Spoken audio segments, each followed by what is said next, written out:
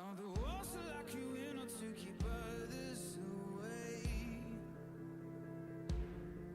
And if the doors are to be opened, would you leave or would you stay?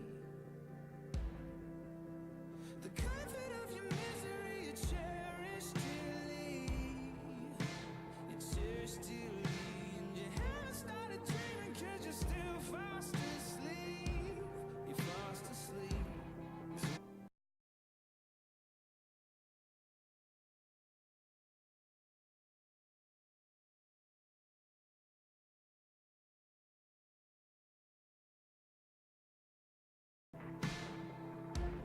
You're an eagle full of beauty, but you can't seem to soar. Will you return to the garden where you were first made whole? Will you turn to the one who can liberate your soul? 'Cause don't you wanna run wild, live free, love strong? You and me, run wild, live free, love strong. To every soul locked in the cage, in the prison of your past mistakes. No, there's no time left to waste. Yeah, you can make your great escape. We're made to run wild, run wild, run wild. We're made to run wild, run wild, run wild. We're made to Run, Forrest. All depends with direction. Some people run from fear, some from their own reflection. Some people run their mouth, some people run their house, ruling with the heart of a tyrant. Some people run their block, blood shots with the 4-4 firing. That's the environment, won't be erased. Living like lions, but trapped in a cage. Back to a Mago day with the blood of a king, but the heart of a slave. Don't you wanna run? run wild, live free, love strong, You and me, run wild, live free, love strong. To every soul locked in a cage, in the prison of your past mistakes. No, there's no time left to waste. Yeah, you can make your great escape. We're made to run wild, run wild, run wild. We're made to run wild.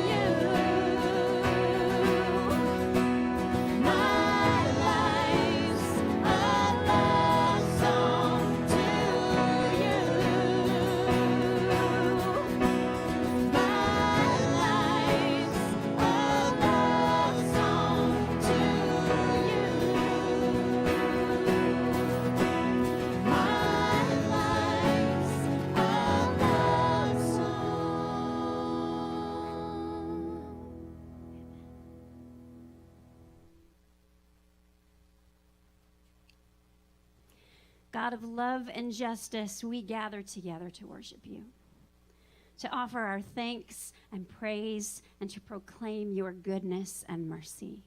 Meet us here. Breathe your word into our souls, and grave your covenant of love upon our hearts.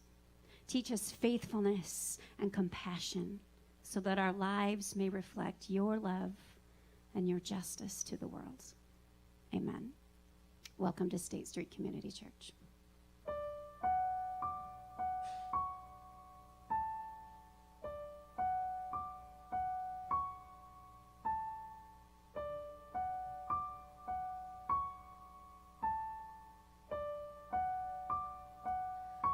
Restore my soul, revive my heart, renew my life in every part, reveal to me what sin remains, then lead me to the cross again. Restore my soul, renew my heart, renew my life in every part, reveal to me what sin remains, then lead me to the cross again.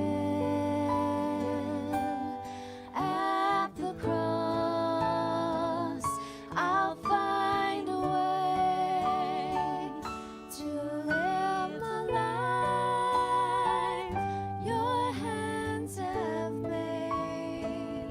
So find me there, Lord, and help me stay in true surrender with you, my Savior.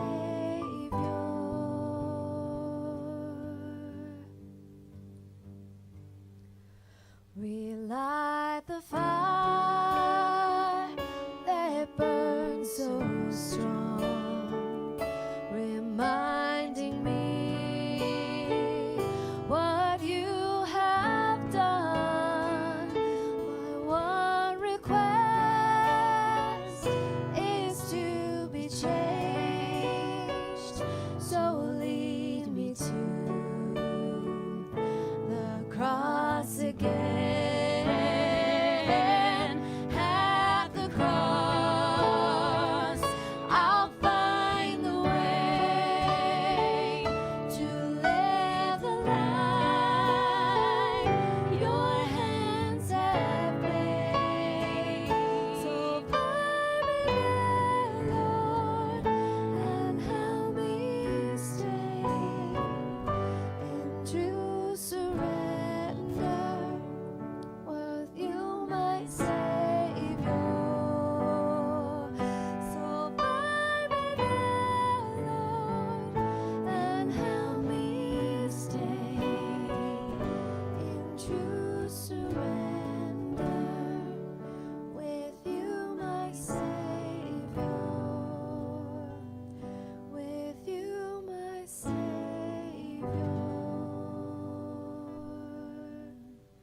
God, we come to you in this space with hearts that are searching, hearts that just want to lean into who you are and find hope there, find strength there, find comfort there.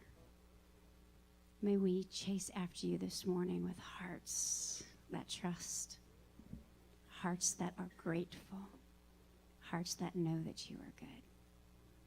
We lift up your name in this space, knowing that you are good. And it's in that name we do pray. Amen.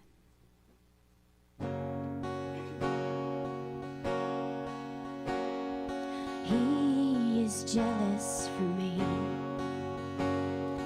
Love's like a hurricane. I am a tree bending beneath the weight of his wind and mercy.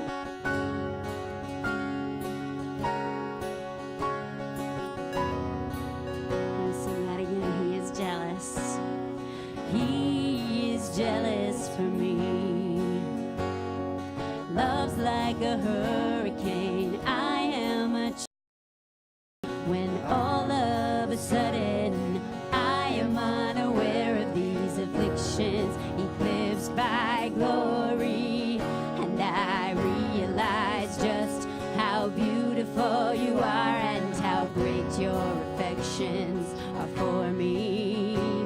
And oh, how he loves us so.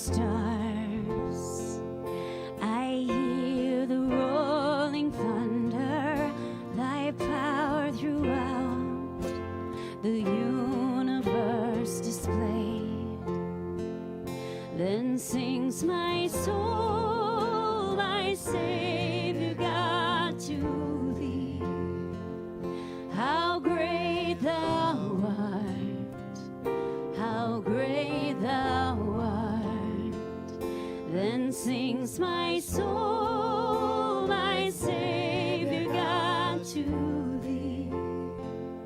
How great thou art, how great thou art. And when I think that God, his Son not sparing, sent him to die, I scarce can take it in, that on the cross, my burden gladly bearing, he bled and died to take away my sin.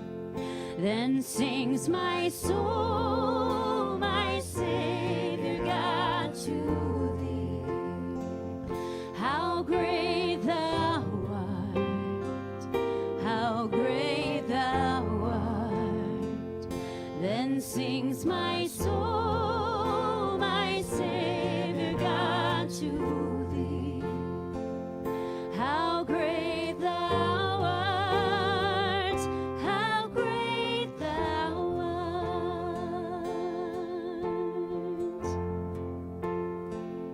When Christ shall come with shout of acclamation and take me home, what joy shall fill my heart, and I shall bow in humble adoration and there proclaim, my God, how great thou art. Then sings my soul, my Savior God, to thee. How great thou art, how great thou art. Then sings my soul, my Savior God, to thee. How great thou art, how great thou art. Then sings my soul, my Savior God, to thee. How great thou art, how great thou art. Then sings my soul, my Savior God, to thee. How great thou art, how great thou art. Amen. You may be seated. Well done. Can you shut that door? Good morning. I haven't had my full 2 cups of coffee yet this morning, so just talk amongst yourself. Let me finish this. So good to see you this morning. And if you're new with us, welcome. Glad that you're here. We hope you find this a just and generous expression of the Christian faith.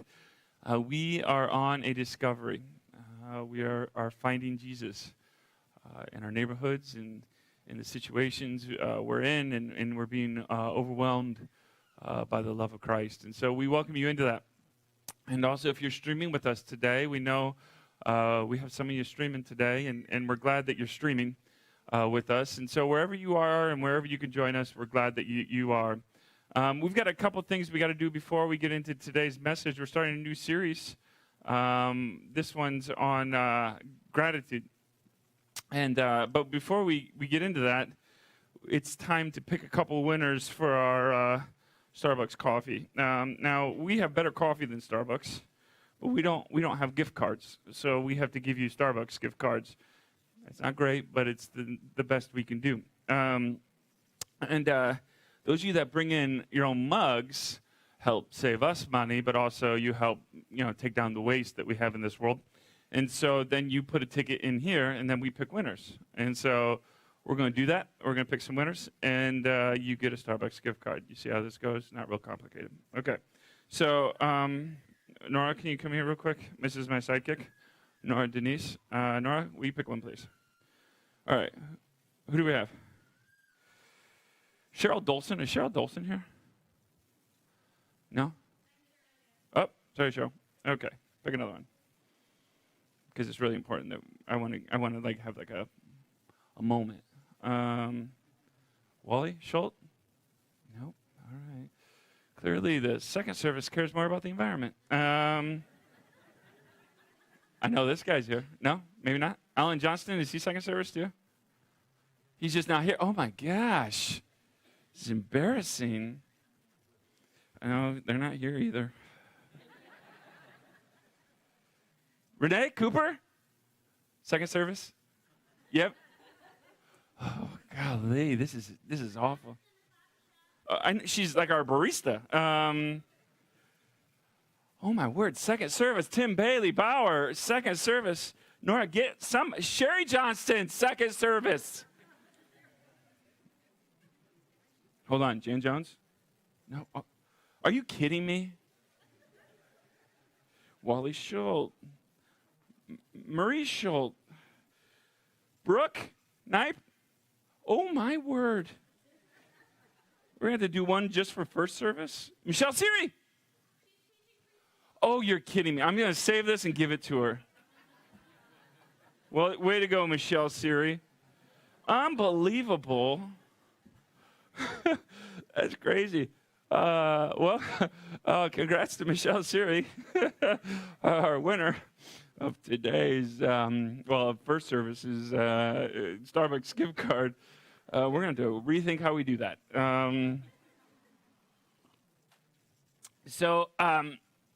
Today we're starting a new series on gratitude, and Thanksgiving season brings a couple things. Obviously, we have our big Thanksgiving dinner here the night before Thanksgiving Eve, and you'll be hearing more about that coming up. But we also, around Thanksgiving, have our Giving Tuesday, which is our big giving campaign. We do one huge giving campaign a year for the PAC Center, and we try to raise a ton of money for helping, keeping LaPorte loved well, fed well, these kind of things. All the money given doesn't go to State Street. It goes to the PAC Center and goes to the budget for the PAC Center. And so this year it's on December 3rd. Now, I need your help. Obviously, we're going to be, pushing this out. I need you to tell your friends and your family to help, if you can, help donate and help participate.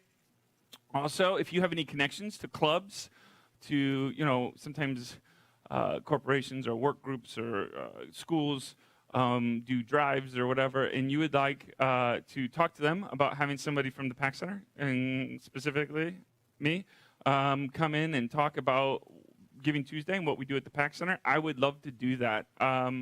Again, we put a lot of time and energy into Giving Tuesday, and every bit that you give towards this, again, makes a big deal. And so we're working on trying to get a couple matching donations so that your donation will actually be double. I would love to raise, like in the first year, I forget, what did we raise the first year? Maybe 11,000 or something? I forget. It wasn't. But last year we raised over 50, I know. And so I would love to be in that $50,000 to $75,000 range. Now that's going to be really hard, but it's not really hard if everyone does something. So be thinking a couple things you can do. Be thinking and praying about how you can participate, if you can give, what that might be.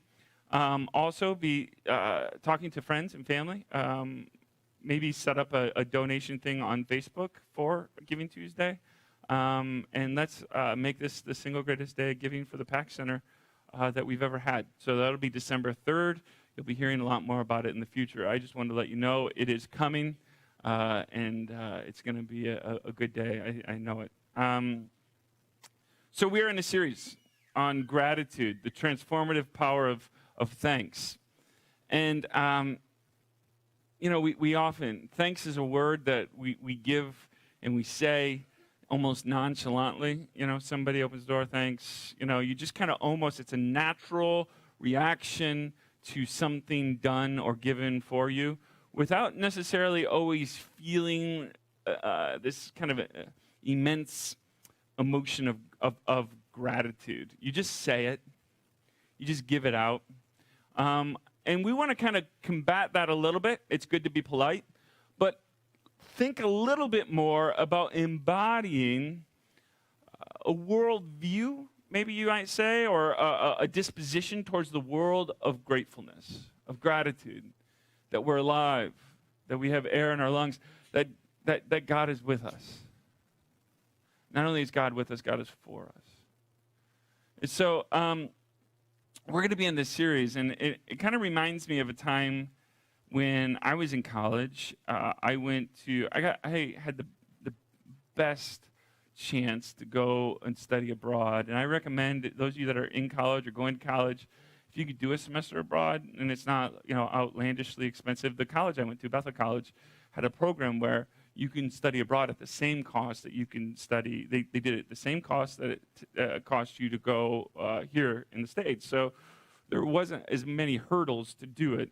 Not every college does that, but they wanted to encourage kind of getting out into the world and studying. So I got to do it with some of my closest friends.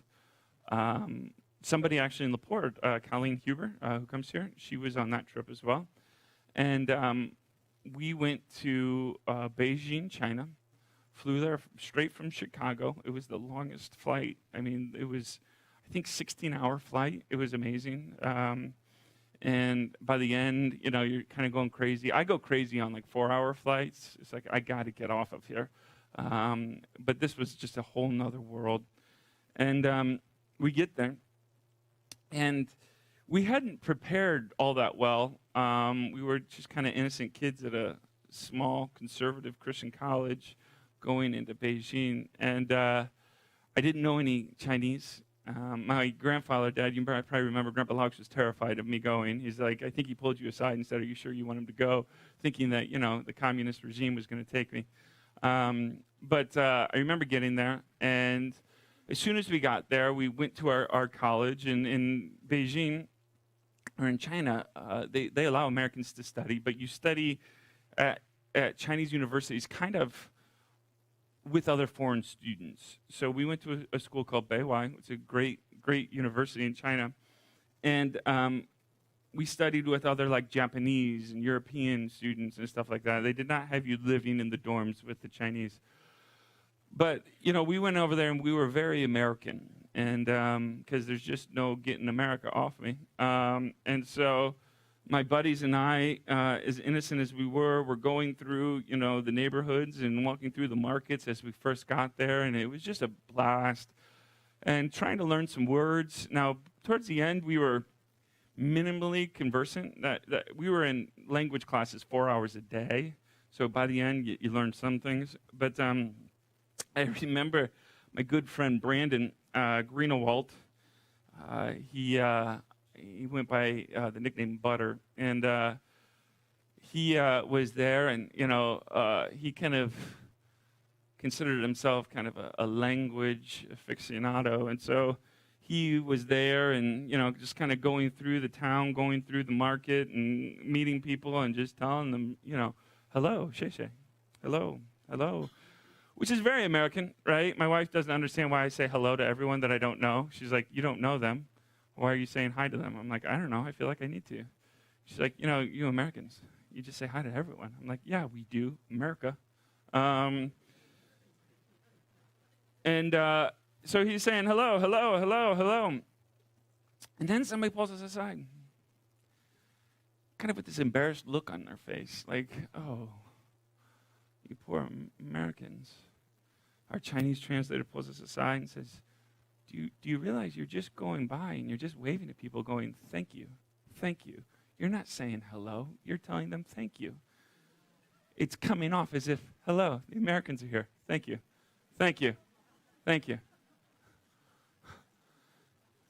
Language. How we use words. How we say thank you.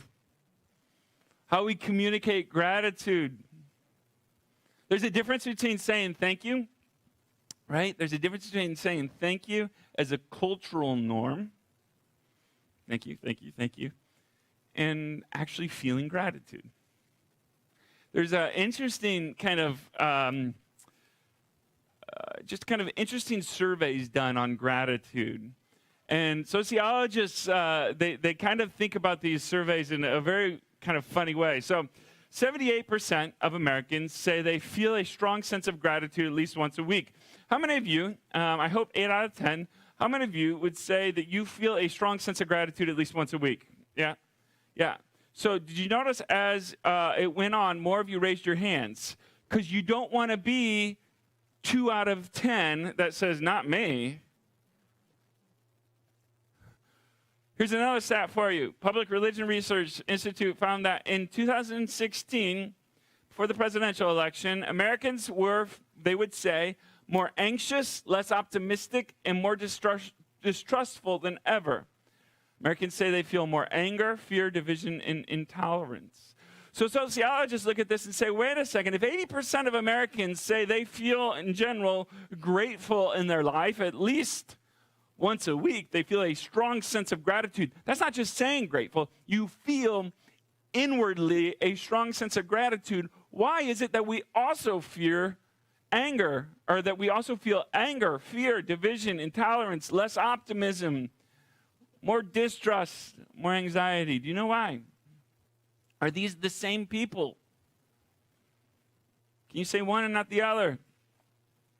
Why is it? How many people here have heard of social desirability bias?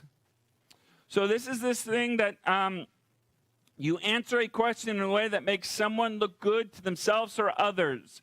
When I say, how many of you feel gratitude at least once a week? And you're like, yeah.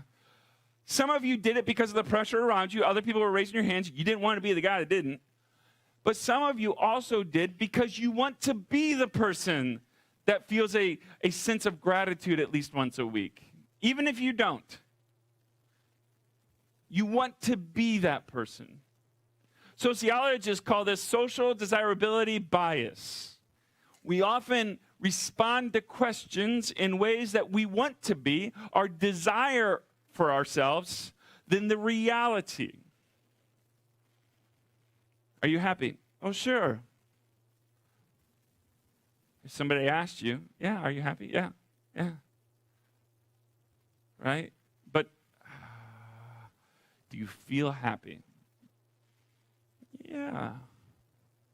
Social desirability bias. We answer it in ways that we believe makes ourselves or others look good.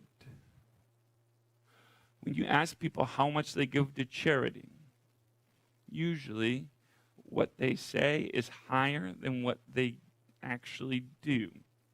Why? A, because some of us don't want to admit that we don't give to charity or that we don't, give enough or whatever.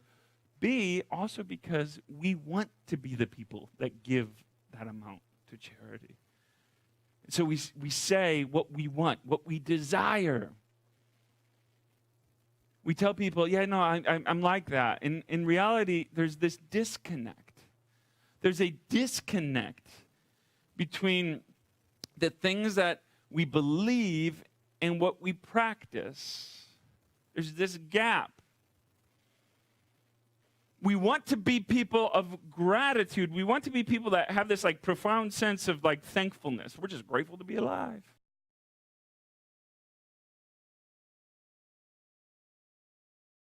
Envy. We feel maybe a sense of pride. Maybe we feel a little bit of jealousy. Or we focus a little bit more on what we don't have instead of what we have. We feel anxious. We feel angry instead of grateful. There's a gap between what we believe and what we practice. We might even call this the space between our confessions and our convictions, the things we say to be true, our confessions, what you say, confess, and the things that you practice, your convictions, what you do. I'm always struggling with this, right? I grew up in a family that had axioms, right? We have things that we say to be true. Last week I shared with you, I think I shared with the library. I got to speak at the library this week to a training thing that they did. And I'm learning that some of the things my dad and my grandfather say as axioms aren't real things. We've just made them up. And the problem is I'm not just talking to my family like they are. I go out in public and I share these axioms, and people are like, what do you mean? So my grandpa Laux had an axiom about eating the elephant, right? You don't have to eat the whole elephant, right? How many people say this? You have to take one bite at a time, right?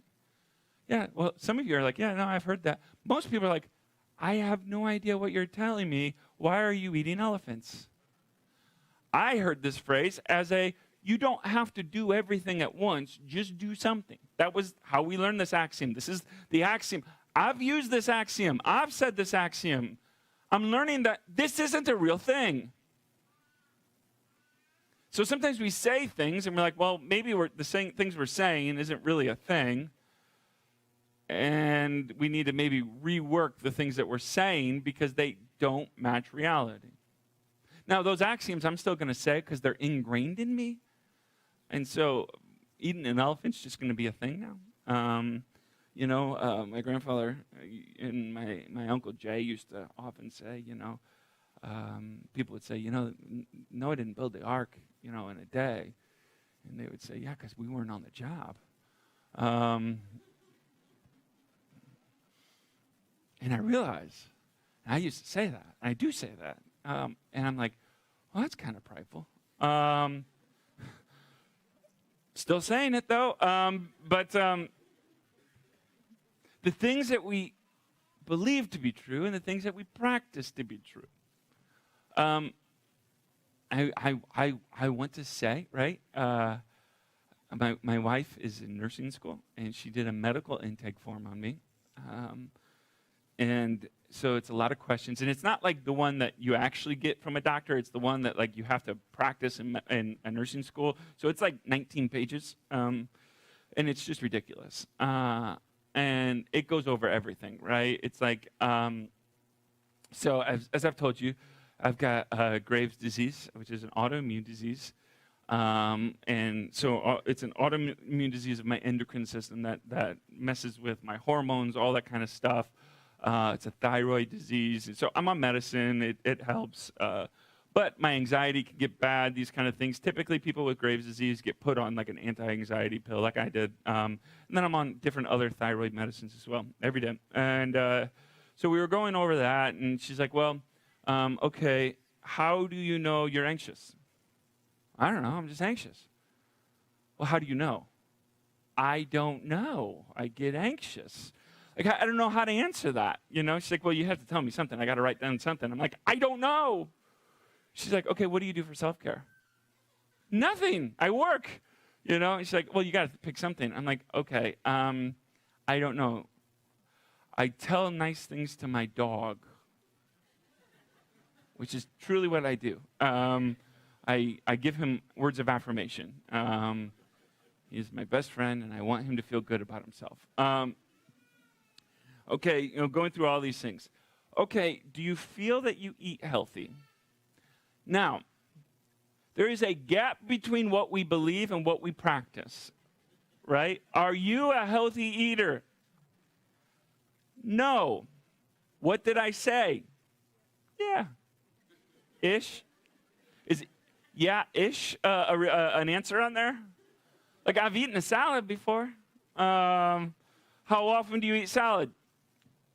Occasionally, how often do you do this? I mean, I exercise, at least a couple times a year, right? And you're going through these things, and you're like, oh, my word, there is a gap between what I believe to be true about my own health, about my own practices, and what I actually practice, the things that I do and the things that I say I want to do. There's a desirability bias, and sometimes we believe that we're the things that we say instead of the things that we practice, right? You hear me? Sometimes we actually believe that we are the things that we say. I'm generous. I'm kind. I'm compassionate. I'm healthy.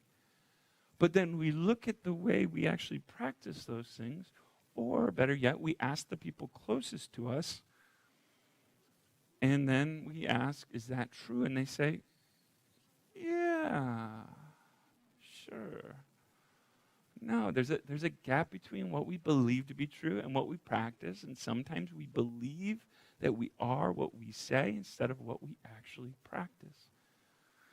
So our faith, Christianity, this Christian expression of love and justice for us at State Street is about looking in the mirror, right? Looking in the mirror and saying, okay, who are we really? Who are we really? Not pointing fingers and saying, who are you, but who are we? Who am I? In light of the things that I say to be true, in light of the things that I practice, who am I really? And not allowing ourselves to say, well, I am not who I want to be. And that's not an immoral or a morally awful statement. That just says that we're not who we want to be yet. It's not a bad thing. That just says we're all a work in progress. And we have things inside and things in our heart and things in our mind, things in our spirit that we're working on. But it does none of us any good to lie about it. Lie about it to others, to lie about it to ourselves, to lie about it when we are asked. No, there's often a gap between what we believe and what we practice. Our faith invites us to narrow that gap and to be honest, to be transparent, to be vulnerable about it. Now, if I was asking you right now, where is God? Where is God right now? How would you respond? Where is God? Huh? Everywhere? Where is God? Now, have you ever flipped the emphasis of that and said, where are you, God? In a moment of frustration? In a moment of hurt? In a moment of chaos? There's another question about where is God right now? Where some of us have kind of believed in this kind of cloud, big God up there looking down, and kind of disappointed, like, oh, you didn't do that again, Laux. You went with the elephant axiom again. Told you it doesn't make sense. We have this idea of a God that's up above. That's up above. And so when we say, where is God now? He's in heaven. He's other. He's elsewhere. He's not with us in a sense. He's other places, but he's not here. Where is God now? Well, I guess he's everywhere, but when we say that, we really don't practice that belief. We believe God might exist, but when we say, where is God now? We believe that God's not here. He's other places. He's in heaven somewhere, in the clouds, or he's in another dimension, kind of looking down or looking at or through or in us, and maybe being slightly disappointed about the ways you've practiced your faith or ways that you've lived your life. But God is not necessarily here. The question, where is God, informs the other important question in our faith, what is God like? Right? It informs those two things. You have to wrestle with the truth. If somebody says, where is God now? Having an answer to that and actually believing your answer to know the other question, the other answer to the question, what is God like? Those two inform each other. Where is God and what is he like? Is God in heaven like an old man with a beard, Gandalf-like? That's just kind of disappointed and looking down on the world and ready to kind of cast fire and wrath on it? Or is God, like Kim said, is God everywhere? What is God like? Is God in other places? Or is he here now? Is he in our families and in our marriages? Is God in our workplaces? Is God in LaPorte? Is God in Gary? Is God in Haiti? Is God in China? Where is God? Where is God now? So, oftentimes when we think about God and we think about God's relationship with humanity, we look at it in almost a hierarchical view. and this kind of has influenced the church for many, many years, the way that we look at a pyramid, right? There's a lower rung of influence and social structure all the way up. Pyramids, right? Point to God. That at the top of that is the highest form. Now, in Roman social structure, Caesar, the emperor, was at the highest form of society. The most power, the most authority, and ergo, the closest to God. And then as you got down lower, people were believed to be further from God because of their social class, because they lived in poverty, because, maybe they came from a different culture. But as you worked up the social class, you often then were believed to have essentially pleased God, and you were closer to God because of your rising structure, social structure. This is not different from the New Testament. We're going to get into Matthew 1. The lowly, right? Slaves, widows, poor. Oftentimes in our society, you might say those who are on the outside, those who are on the margins. We're not thought to be those with the most influence or those who God would work through. Those are not the ones that you would think if you're writing a narrative of God and how God is going to work through culture and society. You would say it's going to be through the powerful. It's going to be through the emperor. It's going to be through the president. It's going to be. And in the New Testament, we start off with this story, with this kind of in Matthew, this story of this poor woman, teenager, in a poor area of the center of the culture at that point in Galilee. And not the first person, not the second person, not even the connect himself into the world. As Roman and kind of ancient Roman social structure goes, be down towards the bottom there. Not a slave, but, certainly not with much influence.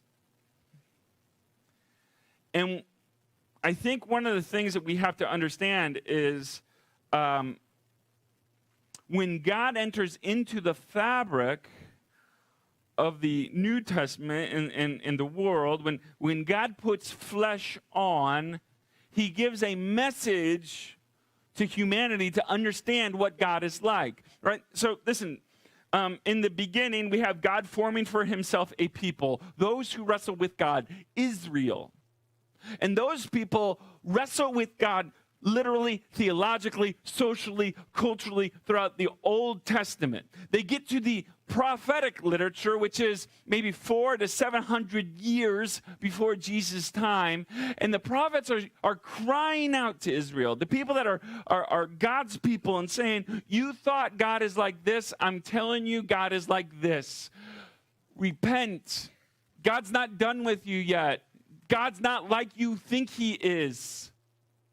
You think that God is the God of the powerful. I'm telling you, God is the God of the lowly. Those who are weak will be made strong. Those who are lowly will be given something in the kingdom. Those who are hungry will be well fed. You've got it upside down. You think those who are in power, those who are enriched, those who have everything are all blessed by God. And I'm telling you, flip it. And they're crying out to Israel, you got it wrong. And so then we see the New Testament. John the Baptist, the last of the Old Testament prophets, proclaiming that there's somebody here, there's somebody coming. Prepare the way. And we see God, instead of just proclaiming through his prophets, right? Instead of just using the prophets to proclaim the truth, we see God put clothes, put flesh on to show us what life is like, show us what holiness is, show us what justice is, to show us what life and kindness and empathy and compassion and forgiveness looks like. God puts on flesh. Here's the message, though. So in Matthew, angel visits Mary, mother of Jesus, and you would think, hey, the people of God are waiting for the Messiah, and the Messiah is going to rise up a military, rise up a people, and combat the oppressors, combat the Roman aggressors. But to this woman who's on the outside, who probably in her poverty, in her chaos, wondered at times, God, where are you? God comes and through a prophet or through an angel tells Mary a very important message that is, I think, one of the most foundational messages of all Christian theology. It might be the most essential message of all Christian theology. Matthew 1, verse 22. All this took place to fulfill what had been spoken by the Lord through the prophet. Look, the virgin shall conceive and bear a son, and they will name him Emmanuel. Emmanuel. Now, oftentimes we kind of glaze past, names having meaning, and but in the ancient Roman world, names had meanings. They were, you gave a name for a purpose, to recognize an event or to recognize an emotion that you had or something. So I want you to name him Emmanuel. What does Emmanuel mean? God is with us. Where is God? Where is God? God is with us. God is part of our human experience. God is with us. God is not other places. God is not with just the rich or just the powerful or just those who have or just those who have strong faiths and not those who have weak faiths. Not just those who have perfect families that seem to have it all put together. Not just those who seem to, come from the right families that, they were born into an easy faith and an easy life. And of course they're Christian. Of course they've got all the answers. It was easy for them. No.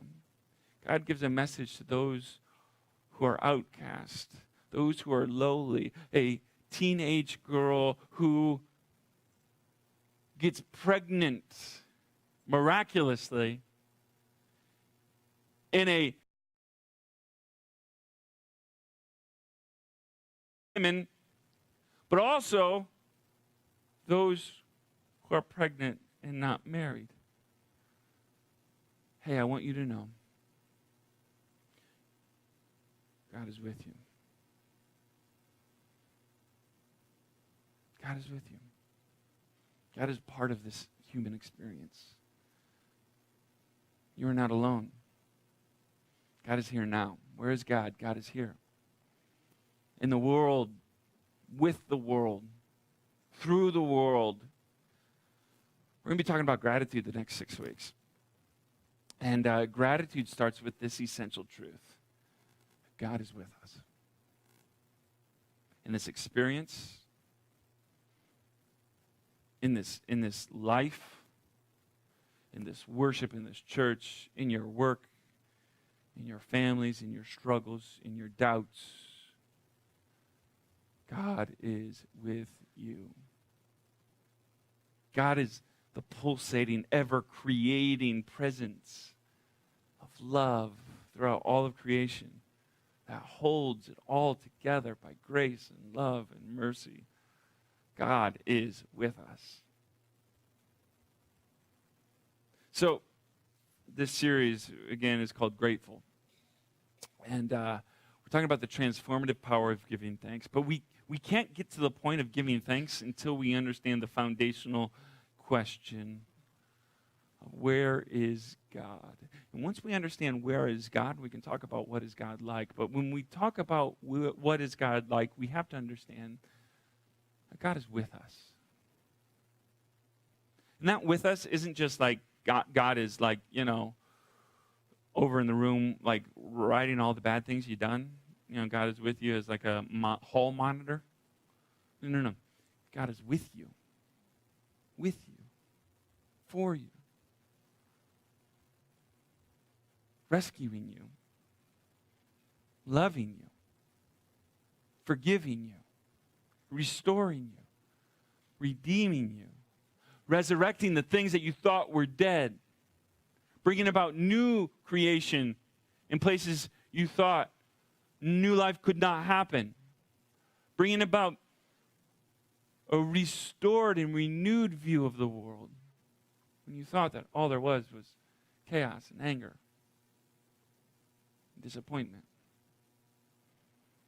So when I ask, where is God? The answer is just really simple. It's Emmanuel. God is with us. Where is God? He's with us. So we're going to enter into a time of Eucharist where we recognize that God is with us. He is with us. Now, here. He'll be with you as you go out of here. So because of that essential truth that you are not abandoned, you are not forsaken, you are not forgotten, God is with you, we give thanks. What a gift it is to be alive. What a gift it is to have air in our lungs. What a gift it is to proclaim that God is not done with any of us yet. God is not done with our community. God is not done in your families. God is not done in your marriages. God is not done in your kids and your parents. He is not done in this country, in this world. God is not done. He is with us. He is with us here. He is with us there. He will be with us as we go. So we give thanks for the good and gracious gift that is Jesus. But we use this time to think and reflect and repent of where we've been. Maybe the paths that have brought you here, or the things that you chose before today, and you said, well, maybe I chose the path of darkness over light. Maybe I chose the path of hate over love, of division over unity, where I believed that others were worse than me or less than loved by God because of maybe their practices or because of what they do. And we ask for forgiveness. That we can proclaim the message honestly, earnestly, not only just a message, a proclamation, but a practice of faith that God is with us. So as we enter into this Eucharist, as we repent and reflect, will you pray the Lord's Prayer with me? Our Father in heaven, hallowed be your name. Your kingdom come. Your will be done, on earth as it is in heaven. Give us this day our daily bread, and forgive us our debts, as we also have forgiven our debtors. And lead us not into temptation, but deliver us from evil. Amen. The tables of Christ are open.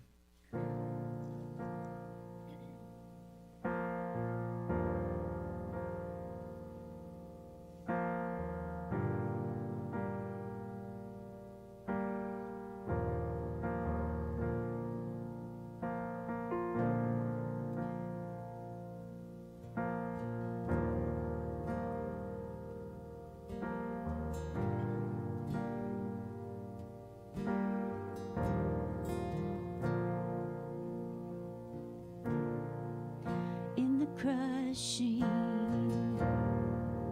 in the pressing, you are making new wine.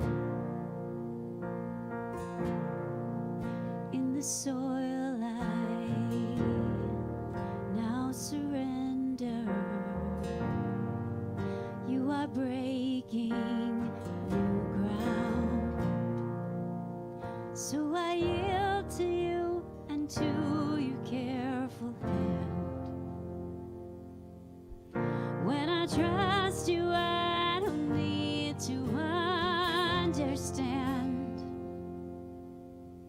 So make me your vessel.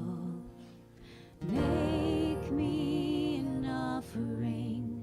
Make me whatever you want me to be.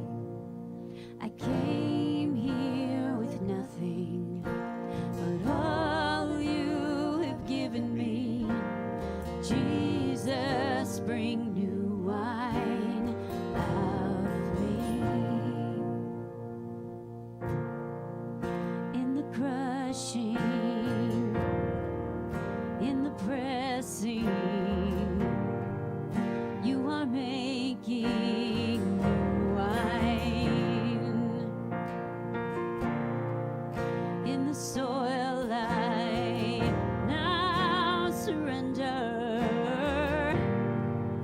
You are breaking new ground. You are breaking new ground. So make me your vessel. Make me an offering. Make me whatever you want me to be. I came here with nothing but all you have given me. Jesus, bring new wine out of me. Jesus, bring new wine out of me. Jesus, bring new wine out of me. 'Cause where there is new wine, there is new power, there is new freedom, and the kingdom is here. I lay down my old flames to carry your new fire today.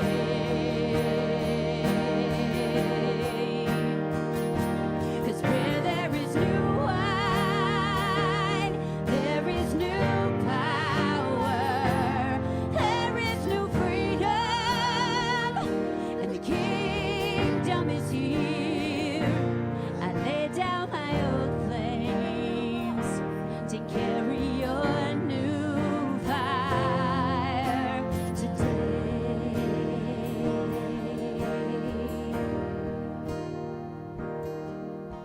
So make me your vessel. Make me an offering. Make me whatever you want me to be. I came here with nothing but all you have given me. Jesus, bring new wine out of me. Jesus, bring new wine out of me.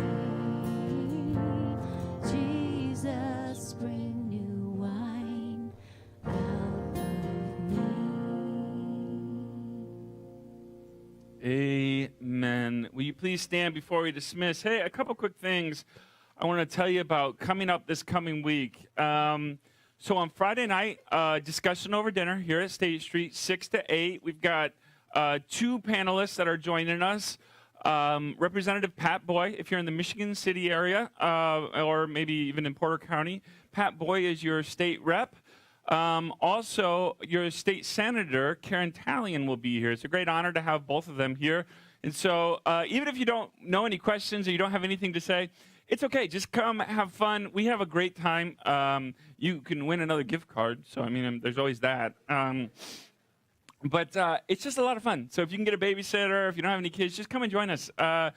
If you want to come, it's helpful to tell us first so that we know. So either tell Pastor Becky or I beforehand, or you can go through your app or online through the event on Facebook, and you can register, and it's free.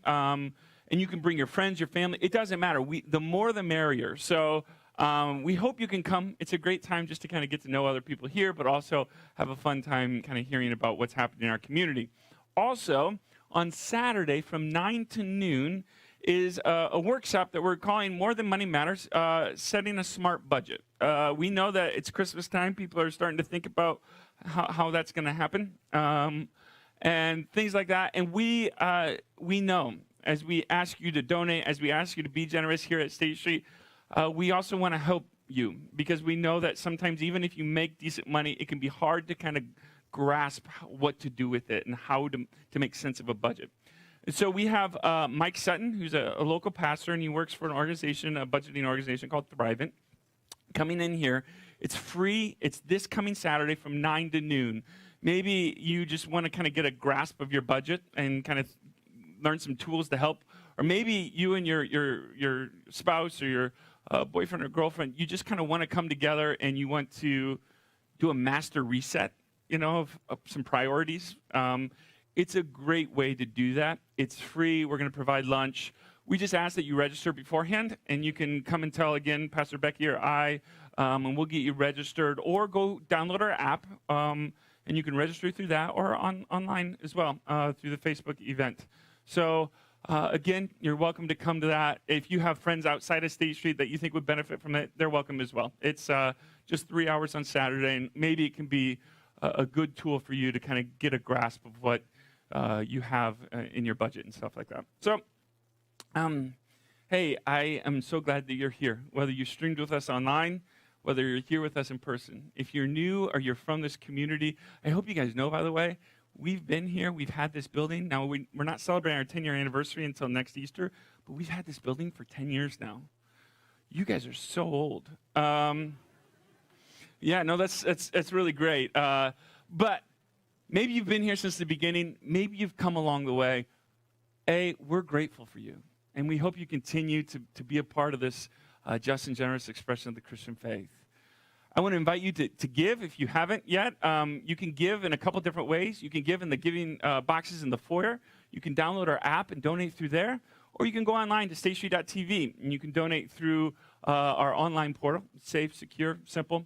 Also, we'd love to have you serve with us. We'd love to have you a part of this. So if you'd like to, shoot us a message on Facebook or email us or fill, well, we don't do Connect cards. But, that's right. It's in your app. Fill it out in the app, and it'll come to Pastor Becky, and we'd love to meet with you. Even if you're just new here and you just like to talk to somebody, we love coffee. So, So, hey, this week and every week, know that God is not only with you, God is with the people you meet.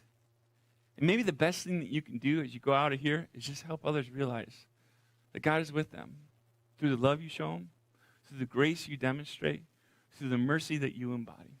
So go out in the love of the Father, in the peace of His Son, Jesus Christ, and in the movement of the Holy Spirit. You are dismissed. Peace be with you.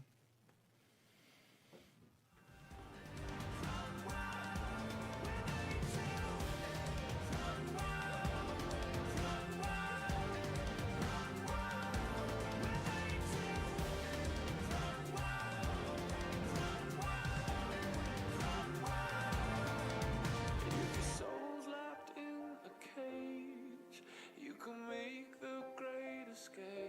We're made to run wild, live free, love strong, you and me.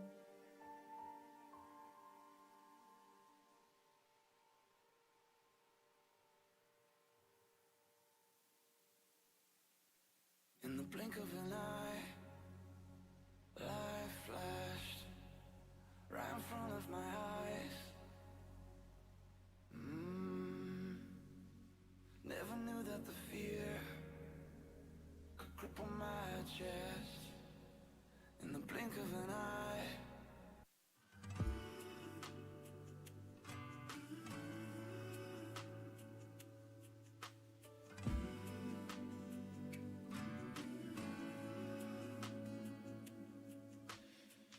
Wide awake while the world is sound asleep, and too afraid of what might show up while you're dreaming. Nobody sees you.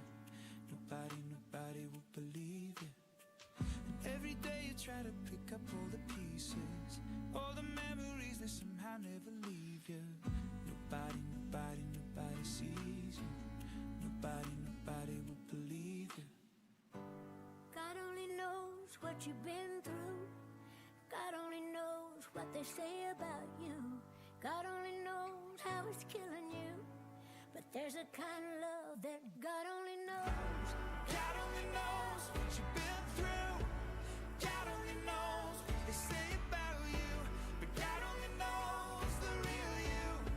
'Cause there's a kind of love that God only knows. There's a kind of love there's a kind of love. You keep a cover over every single secret. So afraid if someone saw them they would leave. But somebody sees you. Somebody will never leave you. God only knows what you've been through. God only knows what they say about you. God only knows how it's killing you. But there's a kind of love that God only knows. God only knows what you've been through. God only knows what they say about you. But God only knows the real you. 'Cause there's a kind of love that God only knows.